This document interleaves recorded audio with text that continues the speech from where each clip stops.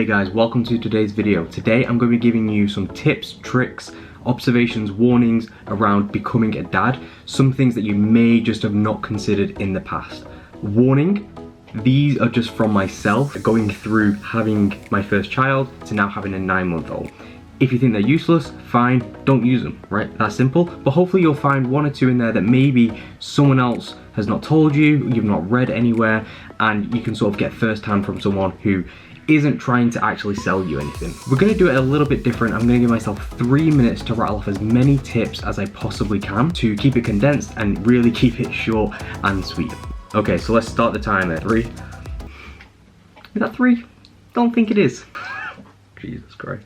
3, 2, 1, and go. Okay, so the first thing you want to not do is buy a shit ton of clothes up front, because I guarantee you're going to get all happy, spend a couple of £100 on clothes that the baby's going to grow out of in the first 2 months. We made that mistake. Don't do it, all right? Buy the bare minimum and then buy as you go along, because you don't know how quick your baby's going to grow, all right? So make sure that you've got something for a newborn, so you might not even fit in that from day one, and then something for up to 1 month, and then just take it from there. Maybe you want to have a few 3-month things, but don't buy a load because you'll waste your money and then you're going to figure out what you want to do with it all, okay? The next thing is, if people ask you what you want, ask for money. That way you have full control over what you get. People don't buy you the same thing. You don't have to remember what you've asked other people for, and you get what you want, right? Rather than what people want to get you, all right?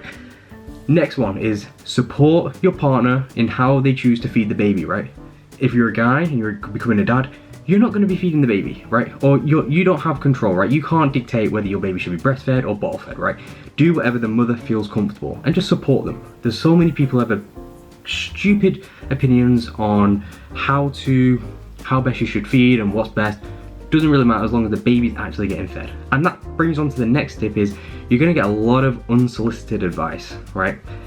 You can choose to ignore it, which we've done for a lot of it, but you sort of just have to take it on the chin, say thank you, and try not to get overwhelmed with people telling you what to do, especially because it's all conflicting, all right? Next thing, if you're a bodybuilder, don't diet when your baby's born, right? Your body is not in the right position to diet. You're gonna be stressed, you're not gonna be sleep deprived. Just don't do it, right? Focus on maintaining with your nutrition, getting the bare minimums around protein, and with your training. You don't have to do that much in order to actually maintain muscle whilst having your baby, and training wise, you just don't really have to do that much, all right? Next thing is, say goodbye to downtime, right? You might have been able to chill for a few hours all day, every day, have a lazy day. That's gone out the window. Like, a bit of a warning, you don't really get much of that. Now, the best way in which you can do that is make sure that you have a routine, right? So make sure that your baby is sleeping in regular intervals. Plan and schedule the sleeps and then adjust from that plan. The same with your feeding. Make sure the baby's being fed on regular intervals, all the way from birth straight up until we're at 9 months and Grayson gets fed at regular intervals all the time, right? The app that we use is Little Ones. I'll post that in the description anyway. That really helps us get that schedule, get that routine. Next one, test different nappy brands.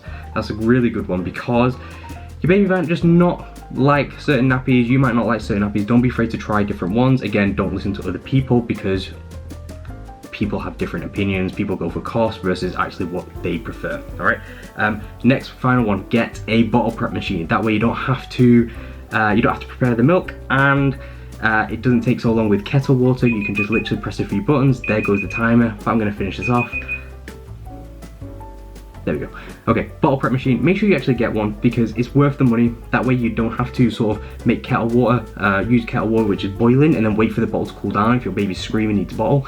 With a bottle prep machine, it's all done in the space of 2 minutes. So it's really worth the money. And again, I'll post the one in the description, or I'll link it in the description, the one that we used, because we found it to be a godsend, and it's not that heavy, so you can take it whenever you travel, things of that nature. So definitely recommend that, all right?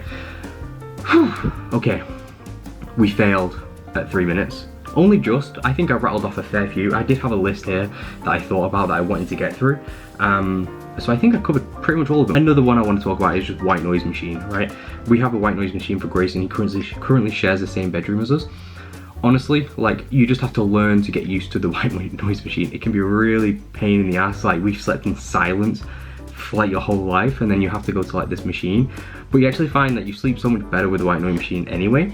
So just learn to love it, right? And again, I will post the white noise machine that we got in the description as well. One mistake that I made, definitely, I felt like I could still keep my regular routine as before I had the baby, and honestly that caused me quite a little bit of stress, both with work and training and just leisure time. I got stressed when sort of some of that leisure time was actually taken up, and I found that to be quite discomforting. Same with like training. You can't just lounge around and train at your own leisure. You've got to be a bit more proactive in your planning.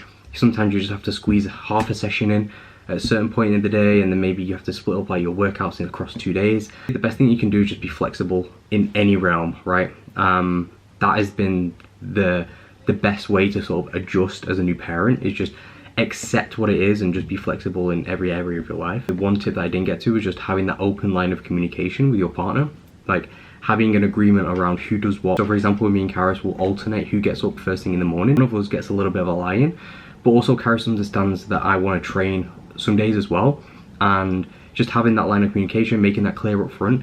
That way you both sort of get what you want, right? You both have your non-negotiables that have to be done, and if you're in a solid relationship, each partner will support that, right?